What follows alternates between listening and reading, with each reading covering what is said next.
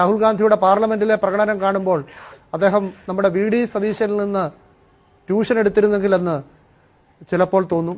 ശക്തമായി കാര്യങ്ങൾ അവതരിപ്പിക്കുന്നതിൽ അദ്ദേഹത്തിന്റെ പ്രകടനം രാഹുൽ ഗാന്ധിക്കും കടമെടുക്കാവുന്നതാണ്. ശരിയാണ്, ലോക്സഭയിലെ എൻ കെ പ്രേമചന്ദ്രന്റെ പ്രകടനം കണ്ടുപഠിച്ചാലും മതി. അതിനു പകരം ഇങ്ങനെ ഓരോ കഥകൾ കൊണ്ടുവരിക, കുറെ കാര്യങ്ങൾ പറയുക, എന്നിട്ട് സ്വയം അപഹാസ്യനായി തീരുക, ഇവരുടെ പാരമ്പര്യം കൊണ്ട് മാത്രം വിമർശനം കേൾക്കാതെ ഇരിക്കുക. ഇപ്പോൾ രാഹുൽ ഗാന്ധിക്ക് താല്പര്യം സാമൂഹ്യ മാധ്യമങ്ങളിൽ റീൽ ഇടുന്നതിലാണ്. ആ റീൽ ഉണ്ടാക്കലാണ് ആ ആഫീസിലെ പ്രധാന പണിയെന്നും കേൾക്കുന്നു. ഇതൊക്കെ വിട്ട് യഥാർത്ഥ പ്രതിപക്ഷ നേതാവായി അദ്ദേഹം ഉയരുന്നത് വരെ കോൺഗ്രസിന്റെ ഗതി ഇങ്ങനെ തന്നെ ആയിരിക്കും. സഖ്യകക്ഷികളിൽ നിന്ന് ഭിന്നസ്വരം കേട്ടുകൊണ്ടേയിരിക്കും.